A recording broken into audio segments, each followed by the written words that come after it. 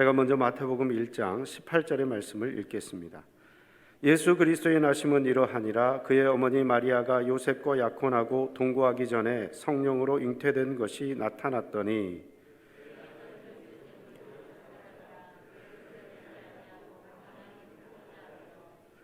이 일을 생각할 때에 주의 사자가 현몽하여 이르되 다윗의 자손 요셉아 내 아내 마리아 데려오기를 무서워하지 말라. 그에게 잉태된 자는 성령으로 된 것이라.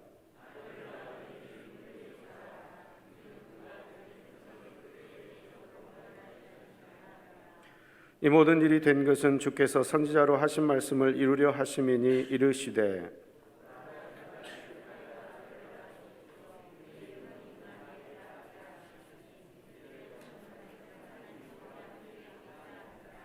요셉이 잠에서 깨어 일어나 주의 사자의 분부대로 행하여 그의 아내를 데려왔으나 아들을 낳기까지 동침하지 아니하더니 나음의 이름을 예수라 하니라.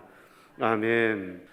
오늘 본문 말씀을 중심으로 임마누엘이라는 제목으로 하나님 말씀을 증거하도록 하겠습니다. 예수님 당시에 그 백성들의 삶은 너무나 비참하고 어려운 삶이었습니다. 그때 당시에 백성들의 삶은 종교적으로, 정치적으로, 또한 사회적으로 굉장히 어려운 삶이었습니다. 로마의 압제하에서 과도한 세금을 내야 했었고, 또한 종교 지도자들의 타락으로 말미암아서 그들에게 진정한 은혜의 복음, 그리고 또한 하나님의 사랑이 증거되지 못하는 그런 어두운 삶, 불행하고 기쁨이 없는 삶을 살아가고 있었습니다.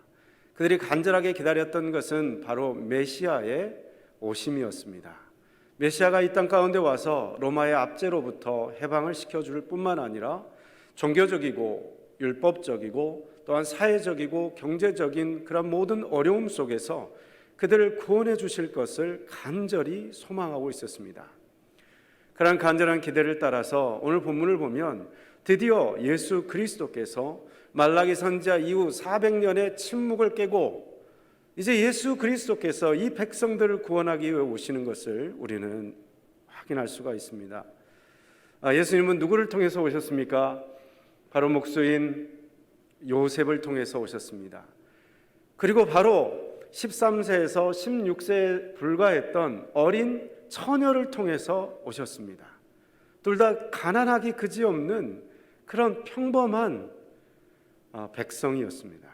시골 백성이었습니다. 도무지 그들을 통해 메시아가 오시리라고 꿈도 꿀 수 없었던 그러한 일들이 바로 그들을 통해서 이루어졌던 것을 알 수가 있습니다. 그런 역사적 배경하에서 예수님께서 오셨습니다. 요셉과 그리고 또한 마리아가 정혼을 했다고 했습니다.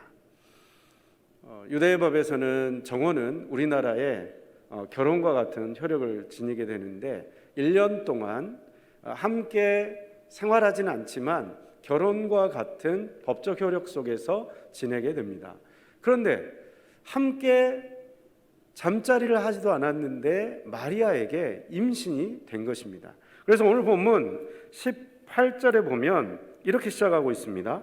예수 그리스도의 나심은 이러하니라. 그의 어머니 마리아가 요셉과 약혼하고 동거하기 전에 성령으로 잉태된 것이 나타났더니, 요셉의 입장에서는 이 일은 성령으로 잉태된 것이 아니었겠죠. 깜짝 놀랄 만한 일이었습니다. 도대체 나를 놔두고 이럴 수가 있는가 분개했을 것입니다. 분노로 차올랐을 것입니다. 그리고 또 어찌 보면 그가 가지고 있었던 모든 자존심이 하루아침에 무너져 내렸을 것입니다. 내가 아닌 다른 남자의 아기를 가지다니, 이런 그런 분노 속에 휩싸였을 요셉. 그런데 이 요셉은 굉장히 의로운 사람이라고 그랬는데 율법을 잘 지키는 사람이라는 뜻입니다.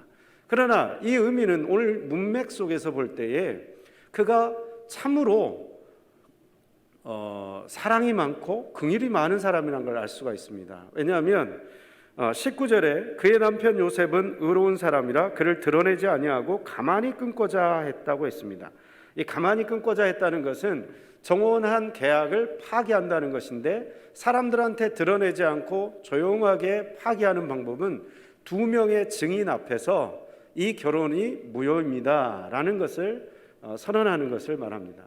동네방네 모든 사람들에게 손가락질 당할 그러한 상황입니다. 그렇죠? 네. 정식 정혼을 해서 남자가 있는데 다른 남자 아기를 가졌으니까 그것은 율법적으로도 옛날 구약시대 같으면 돌에 맞아 죽는 일이었고요, 신약시대에 있어서는 이혼의 근거가 되었습니다. 동네방네 소문내도 무관했습니다. 이렇게 더러운 여자다 이런 식으로 그 사람을 사회적으로 매장시킬 수도 있었을 것입니다. 그러나 요셉은 그렇게 하지 않았다는 것입니다. 조용히 두 명의 증인 앞에서 이 정혼을 무효시키기를 원했습니다. 그런데 그때 주의 사자가 현몽에서 뭐라고 이야기합니까? 이 일이 성령으로 일어난 일이다. 성령 하나님께서 잉태하게 한 것이다 라고 설명을 하고, 그 음성에 이 착하고 의로웠던 요셉은 순종하는 것을 보게 됩니다. 그리고 그에게 아들을 낳을 것인데 이름을 무엇이라고 하라고 합니까? 예수라고 하라. 오늘 이 본문 속에서 보면 세 가지 예수님의 이름이 등장합니다. 첫 번째가 이제 예수라는 이름인데요. 예수라는 이름은 히브리어 여호수아, 우리 여호수아 다 알죠, 그죠? 예, 여호와가 구원하신다라는 뜻이에요. 근데 그 여호수아를 헬라어로 음역을 하게 되면 예수가 됩니다. 예, 그래서 히브리어의 헬라어 표현인 예수가 되는 거죠. 두 번째로 등장하는 이름이 이제 그리스도라는 게 있어요. 그리스도는 사실은 이름이라기보다는 직함입니다. 직분. 예, 기름 부음 받은 자라는 메시아, 이 히브리 말을 헬라 말로 바꾼 게 그리스도예요. 근데 이 그리스도는 왕, 제사장, 선지자에게 기름을 부어서 그 직책을 인정을 하잖아요. 선포하고. 그것처럼 예수님께서 왕으로 오시고 제사장으로 오시고 선지자로 오셨다는, 이 삼중직으로 오셨다는 것을 예수 그리스도, 이 그리스도라는 이름이 붙음으로 말미암아서 그러한 역할을 하게 된다는 것을 우리가 알 수 있습니다. 세 번째로 이제 아들 낳으리니 예수라 하고 나서 그 성경 구절을 인용합니다. 23절에 보라, 처녀가 잉태하여 아들을 낳을 것이요 그 이름을 임마누엘이라 하리라 라고 지금 선포하고 있어요. 이사야 7장 14절 말씀을 인용을 한 건데요. 자, 여기에서는 임마누엘이라는 이름이 나옵니다. 그 밑에 번역을 다 했어요. 자, 하나님이 우리와 함께 계시다라는 뜻이라는 거예요. 임마누엘, 네, 임마누엘. 자, 그렇다면 그 예수님은 임마누엘이라고 불렸습니까? 실제로 엄마 아빠 사이에서 가족들이 예수님을 뭐라고 불렀죠? 예수라고 불렀어요. 그죠? 임마누엘이라고 부르진 않았어요. 그러면 임마누엘이라는 것은 칭호로서 불려진 게 아니라 그분이 하실 역할, 그분이 어떤 일을 앞으로 하게 될 것인가를 구체적으로 보여주는 표현입니다. 그래서 하나님이 우리와 함께 하시다라는 뜻을 임마누엘이 담고 있는데, 예수님은 이 임마누엘의 뜻대로 하나님이 우리와 함께 하시는 것을 구체적으로 보여주셨죠. 그렇죠? 네. 그리고 이 문구의 정확한 의미가 뭐냐면, 하나님이 우리와 함께 하시다는 뜻을 가진 예수 그리스도가 바로 우리와 함께 하는 하나님이다 라는 의미를 가지고 있어요. 예수 그리스도가 하나님이시다 라는 것을 임마누엘이 보여주고 있다는 뜻이에요. 네. 이 예수님의 이 세 가지 칭호가 이렇게 등장합니다. 자, 요셉을 통해서, 그리고 마리아에게 일어난 이 일을 통해서 예수 그리스도께서 이 땅 가운데 오시는 것입니다. 오늘은 대림절 두 번째 주죠. 네, 대림절 두 번째 주고, 이제 세 번째, 네 번째를 거쳐가지고 드디어 우리가 기다리는 성탄절이 오게 됩니다. 네. 자, 예수님이 오시는 이 일, 누구를 통해서 왔다고요? 요셉과 마리아와 같은 평범한 백성, 어찌 보면 가난한 농촌 부부를 통해서 오게 되었다는 것입니다. 그런데 이 놀라운 사실을 아직까지는 누가 알고 있습니까? 이 부부밖에는 모르는 것이죠. 예. 성령으로 잉태되었다는 것을 주의 사자를 통해서 듣게 된 이 부부밖에는 이 놀라운 사실을 모른다는 것입니다. 예수께서는 우리의 죄를 구원하실 구원자시요, 그리고 또한 왕과 제사장과 선지자의 역할을 감당하기 위해 이 땅 가운데 오신 하나님의 아들이시요, 또한 예수 그리스도께서는 우리와 함께 하시는 하나님이시다. 단지 역사적인 성인으로서 오시는 것이 아니라, 뛰어난 인물로서 오시는 게 아니고, 우리의 도덕적 교사로 오시는 게 아니라, 우리에게 좀 더 나은 삶을 알려주기 위해 오신 분이 아니라 예수님이 하나님이시다. 전능한 하나님이시다. 우리를 사랑하시는 하나님이시다. 내가 너와 영원토록 함께하리라, 내가 너와 세상 끝날까지 함께하리라 약속하신 하나님이시라는 사실입니다. 근데 이 사실을 누가 알고 있어요? 요셉과 마리아만 알고 있어요. 아직 세상 사람들은 몰라요. 아직 세상 사람들은 모르고 있어요. 여전히 세상 사람들은 경제적으로, 정치적으로, 사회적으로 핍박과 고난과 역경 속에 지금 있는 거예요. 이 어려움 속에서 정말 이 예수 그리스도께서, 전능한 하나님이신 예수 그리스도께서 오셔서 우리를 구원하신다, 우리와 함께 하신다, 이거를 전해줘야 되는데 아직은 이 부부가 알고 있을 뿐이고 세상 사람들은 모르고 있다는 것입니다. 여러분, 우리가 결혼을 해가지고 이제 아이를 낳게 되면요, 아이를 낳는 거는 이제 차오치고 그 다음 문제고, 아이를 가지게 되면 많은 변화가 일어납니다. 일단 그 여성이 아이를 가지게 되면 뭘 하게 되죠? 일단 그 두 글자인데 막 평소에 읽지도 않았던 책을 막 읽고 막 이렇게 하는 거 있죠. 한 번도 읽지도 않았으면서 애기 가지면 이제 시작하게 되는 거 있죠. 그거 태교라는 게 있어요. 그죠? 예. 한 번도 듣지 않았던 클래식을 갑자기 듣기 시작하고, 한 번도 읽지 않았던 책을 막 애 좋으라고 막 동화책을 읽어주고, 이게 태교잖아요. 그죠? 아이를 품게 되면 태교를 시작하고, 그래서 아이를 품게 되면 먹는 것도 조심하게 되죠. 커피를 좋아하지만 커피를 안 마실 수가 없잖아요. 그죠? 커피도 끊어야 되고, 술, 담배는 당연히 끊어야 되는 거죠. 그죠? 예. 그건 당연한 거고, 막 커피도 안 되죠. 그리고 몸이 아파가지고 감기를 걸려요. 그럼 어떻게 해요? 꼭 참아야죠. 그죠? 약도 못 먹잖아요. 애를 위해서. 예. 그렇게 하죠. 그리고 또 뭐가 있죠? 애를 가지게 되면 또 해야 되는 게, 먹는 거 조심해. 그리고 보는 거, 가는 거, 함부로 험한 것 안 보려고 하죠. 막 무서운 장면 뭐 이런 거 보면 태교에 지장이 생기잖아요. 그죠? 애를 안 키워보셔가지고 다 모르시는 것 같아요. 그리고 또 가는데도 조심해야 되잖아요. 사실. 그죠? 아무 데나 가는 게 아니라 안 좋은 데는 안 가고 굉장히 조심하고 또 조심해가지고 애를 이렇게 산딸을 채우고 또 이렇게 출산을 하게 되는데요. 아빠는 그동안에, 그러면 엄마는 지금 이러고 있는데 아빠는 뭐 하고 있죠? 그동안에 아빠는 이제 애기 물품을 준비해야죠. 기저귀며, 그다음에 애 뭐 씻기는 거, 그다음에 또 유모차, 애가 잘 때 뭐가 좋을까, 뭐 이 모빌 같은 거, 뭐 천정에 이렇게 다는 거, 뭐 이런 거 준비도 하고, 그리고 애가 이제 태어나 가지고 한 앞으로 1년은 있어야 뭐 기고 뭐 하겠지만, 막 이제 모서리 같은데 애한테 막 이렇게 좀 위험한 부분 같은 거 막 이렇게 막 부드럽게 막 이렇게 쿠션 같은 거 해놓고 막 하잖아요.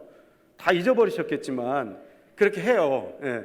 그렇게 해가지고 아이 낳을 준비를 한다는 거죠. 예. 그것처럼 신앙과, 참된 신앙과 미신 사이에 큰 차이가 있는데요, 참된 신앙과 미신의 큰 차이는 자기 자신의 변화의 유무에 있습니다. 여러분, 한 아기가 임신이 되고 이제 태어날 준비를 하게 되면요, 엄마와 아빠의 변화가 시작이 됩니다. 여성분들은 굉장히 몸이 엄청나게 힘들잖아요. 큰 변화를 겪죠. 그죠? 엄청난 변화. 막 화장실도 밤에 자주 가야 되고 막 고통스럽죠. 예. 실제로 그 무게를 이제 또 견뎌야 되고, 남성분들도 마찬가지죠. 아이를 위해서 저는 이제 첫째 태어날 때는요, 제 힘으로 애가 잘 자란다고 생각했던 그런 교만이 있었던 것 같아요. 근데 이제 둘째가 딱 생겼다는 말을 듣는데요, 이 기쁜 게 아니라 갑자기 어깨가 확 무거워지면서 큰일 났다, 이제 둘을 어떻게 키우냐, 큰일 났다, 이런 생각이 들더라고요. 근데 이제 그때 하나님께서 저한테 어떤 깨달음을 주시냐면, 야, 네가 하나는 네 힘으로 키울 수 있냐? 이런 깨달음을 주시더라고요. 아니요, 하나도 내 힘으로 안 되죠.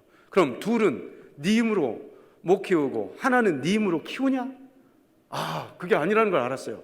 그렇군요. 어차피 내 힘으로는 안 되는 거군요. 주님 함께 해주십시오. 주님이 둘 키워주셔야 되는 거죠. 예.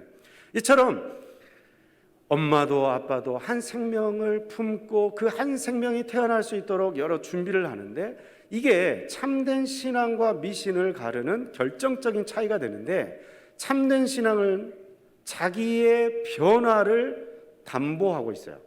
자기가 변하는 거예요. 미신은 뭐냐면 자기는 바뀌지 않고 자기에게 필요한 것만을 취하는 게 미신이에요. 이 쉽게 무당한테 푸닥거리 하는 걸 생각을 해볼게요. 자, 옛날에 우리가 하나님 다 안 믿던 사람들, 미신을 섬기던 사람들은 무당을 불러가지고 무슨 일이 있을 때마다 푸닥거리를 합니다. 그렇죠? 예, 푸닥거리를 하려면 첫 번째 정성을 다해야 돼요. 푸닥거리에 신내림을 받은 무당을 초청을 해가지고 무당이 굿을 잘 할 수 있도록 나는 뭘 해줘야 돼요?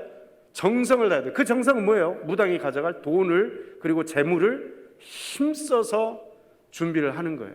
자, 그렇게 푸닥거리를 할 수 있도록 해가지고 무당이 푸닥거리를 합니다. 그래가지고 그 사람이 얻는 건 뭐예요? 자기가 간절히 원했던 소원을 응답받는 거죠. 성취하는 거예요. 그죠? 네. 그러면 그 안에 그런 어떤 일련의 무당의 푸닥거리 행동 안에 그 사람의 인격적인 변화가 있습니까? 없습니까? 무당의 푸닥거리를 많이 하면 할수록 그 사람이 거룩한 성품으로 바뀌나요? 무당한테 한 2천만 원 줄 걸 1억을 갖다 바쳤어요. 그러면 1억을 바친 만큼 나는 거룩해지죠? 1억을 바쳤으니까. 전혀 그렇지 않죠. 왜요?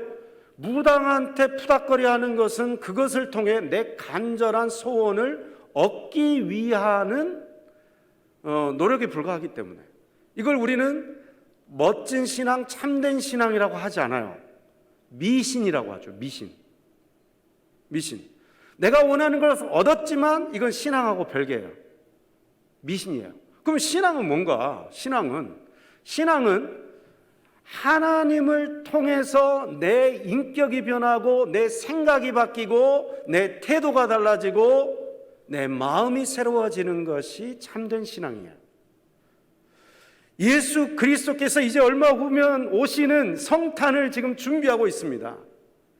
우리가 참된 신앙으로 예수 그리스도의 오심을 준비하고 있냐는 거예요. 한 영혼이 마리아에게, 요셉에게 주어졌습니다. 세상 사람들 아무도 몰라요. 오직 그 두 부부만 알고 있어요. 그 두 부부가 이제 예수 그리스도의 탄생을 준비해야 되는 책임이 있어요. 성령의 감동을 받아서 출산을 준비해야 돼요. 그래서 요셉 같은 경우는 이제 정혼한 그 마리아를 데리고 오지만 잠자리를 갖지 않습니다. 왜요? 이분이 바로 하나님으로 오시는 분이기 때문에. 그래서 그 하나님으로 오시는 예수님을 위해서 자기가 바뀌는 거예요. 자기 욕망을 비우고 자기 욕심을 내려놓고 하나님을 위해서 달라지는 거예요. 변화가 일어나는 거예요. 이것이 바로 참 생명이 되신 예수 그리스도를 우리가 우리 심령 가운데 모신 자로서 신앙인들에게도 동일하게 나타나야 되는 일이라는 것입니다. 생명은, 그리고 참된 신앙은 우리에게 진정한 변화를 가져오게 되어 있습니다. 여러분, 이제 얼마 후면 예수님이 태어나십니다. 말 구유에 낮고 천한 짐승의 밥그릇에 너무나 낮은 인간의 모습으로 오십니다.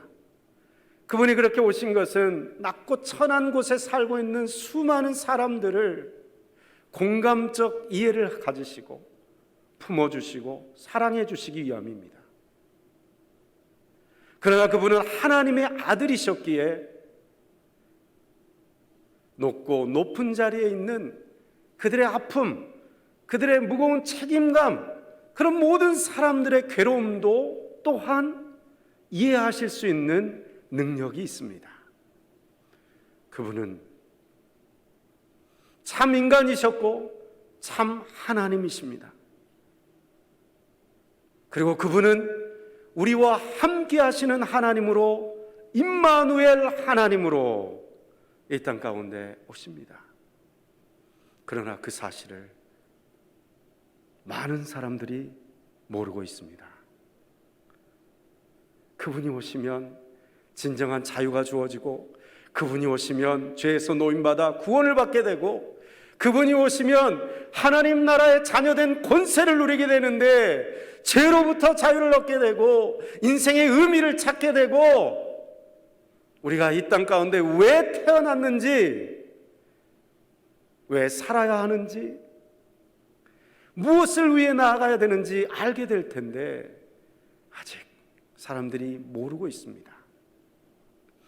저는 그 많은 책임 중에 일부가, 어쩌면 대부분의 책임이 바로 참된 신앙으로 우리 인격이 변화되지 않고 우리가 하나님께 내어드리지 못하는 순종을 통해 우리가 그 역할을 제대로 못하기 때문에 그런 것은 아닌지 한번 돌아봐야 될 거라 생각합니다.